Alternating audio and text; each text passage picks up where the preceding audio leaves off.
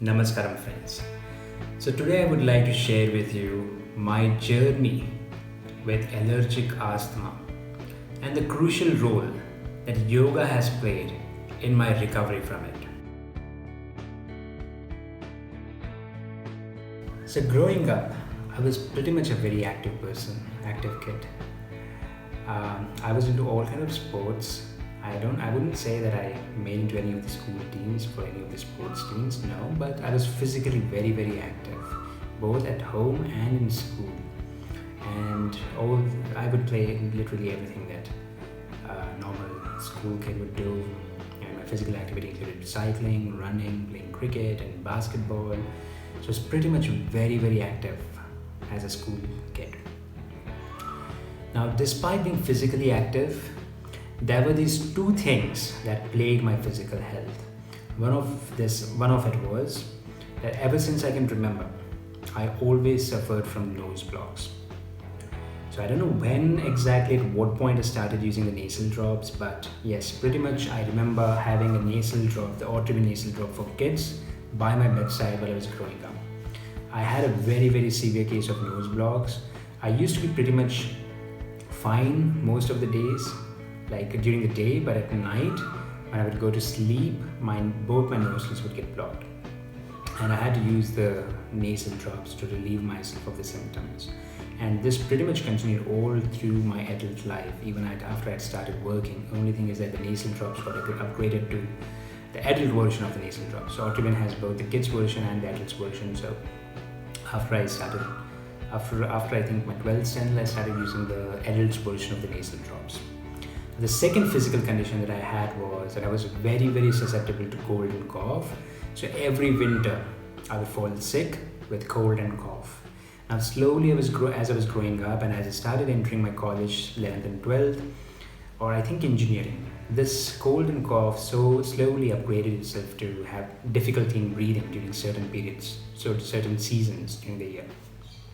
Especially during the winters, I would have difficulty breathing.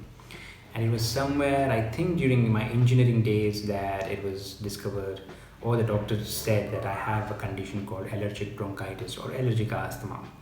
And I was put on this inhaler, Asthma inhaler. So pretty much since my childhood, I've been using the nasal drops, and then somewhere during my engineering days, I started using the Asthma inhaler too. And my lifestyle choices also during my engineering days aggravated the situation. I'd gotten into certain kind of bad habits like smoking, which really made the situation even worse. So what was occurrence during certain seasons in a year became a daily affair. So there was a point when I would use the inhaler. A point came where I started using the inhaler pretty much every single day. I would climb the stairs and I would gasp for breath, and I had to use an inhaler.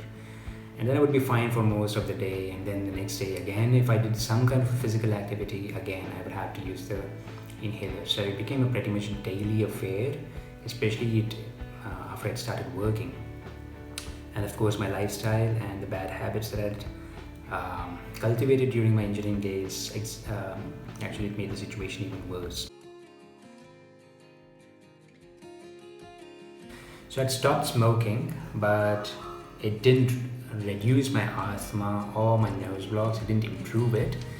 I still had those symptoms, and I still continued to use the nasal drops every single day and asthma inhaler every single day. Now, fast forward to 2017, and this is when I started learning yoga.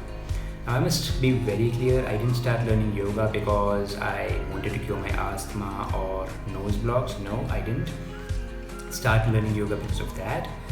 I will make a separate video on how I started learning yoga. But in any case, in 2017, I came across Sadhguru. I was very impressed by his talks on YouTube, and I started learning yoga. Now, after I started learning yoga, I did some more advanced programs from Isha Foundation, and my yoga practice was very, very consistent.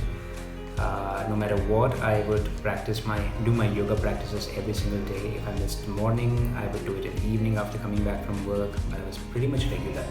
I did have few ups and downs here and there, but for the large part, I was practicing yoga every single day. Now, I must also tell you that during this same time, I also had started adopting a vegan lifestyle. So, for those who don't know what is a vegan lifestyle, a large part of the vegan lifestyle revolves around diet, and it's a diet where you eliminate all kind of animal products, including dairy and eggs. So I had eliminated all meat, dairy, and eggs from my diet, and I was having a lot of raw fruits during this time. So pretty much smoothies were my go-to meals every single day during this time, and at least one meal would be smoothies, large smoothie with loads of fruits and seeds and nuts. And then the other meals would be pretty much outside. But yes, during this time I had, even if I would eat outside, it would be a purely vegetarian diet with no yogurt or any dairy products. So I was vegan by this time, and I was practicing yoga every single day. It was somewhere during the pandemic that there was this day, don't know exactly when, I realized that I had not been using my asthma inhaler for a few months now. I actually didn't even remember on that day when was the last time I had used an asthma inhaler. Now, of course, ever since I started practicing yoga, the frequency of using the inhaler was reducing gradually. Now, exactly at what point it stopped, I don't know. But I realized this somewhere during the pandemic, I think mid of 2020, that it's been a few months and I've not used the inhaler at all. I always carried the inhaler and the nasal drops in my backpack wherever I went, and although it always remained in my backpack, it looked like to me that it's been many months and I've not used it at all. Now, a good relative of mine had told me during that time that you're living in Sydney. I was living in Sydney during this time, 2017. I was living in Sydney for the last few years before I came to India to become a yoga teacher. Now, someone told me that once you go back to India, your symptoms might come back again. So I knew that it might be true because, of course, the air in Australia is much more cleaner. So probably that's why my symptoms did not appear. So when I was going to the ashram, I was pretty much nervous because I knew I had already researched about the teacher training program, and I knew that it would be a very, very intense program, physically very, very intense, because I knew that I would be doing 7 to 8 hours of yoga every single day for 6 months.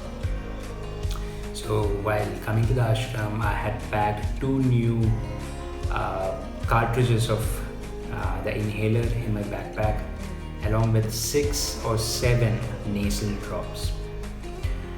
Now, I'm very, very happy to say that I came back with the 2 cartridges of inhaler intact. I didn't have to use it at all during the 6 months of my teacher training program.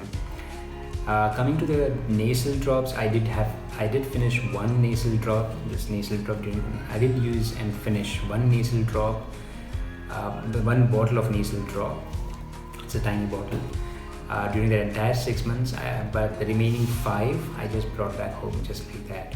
And I have not been using the nasal drops either since I came back home. So the 5 new nasal drops are still lying in my suitcase.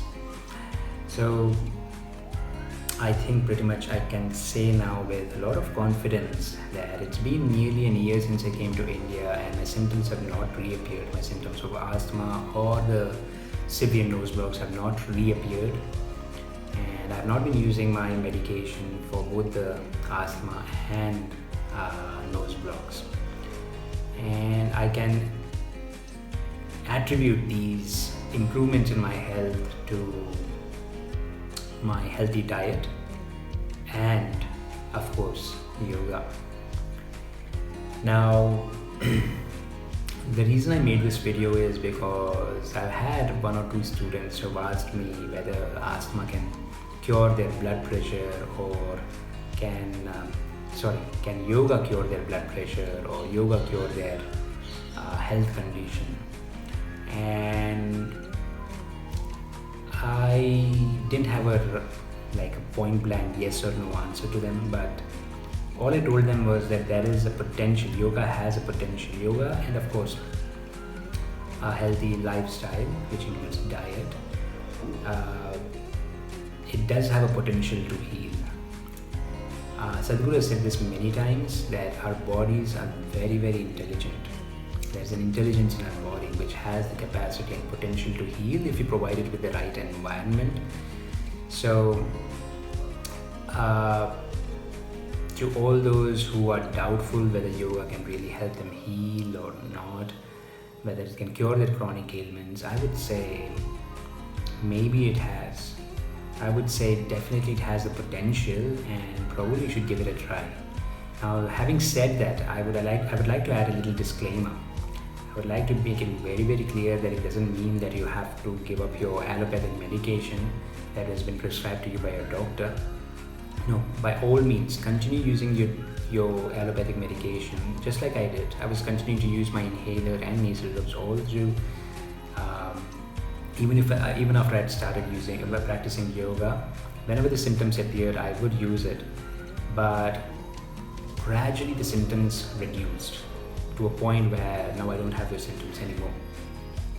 And you probably can give it a try in a similar fashion. Continue to use your prescribed medication, but at the same time alter your lifestyle. Get into a healthy lifestyle, which includes both a diet and yoga practice, and see what miracle it can do into your life. So with this, I would like to end this little story. My name is Sunil, and I'm a trained Hatha Yoga teacher certified by Isha School of Yoga, founded by Sadhguru. I have my yoga studio situated in Mysore near Devegowda Circle.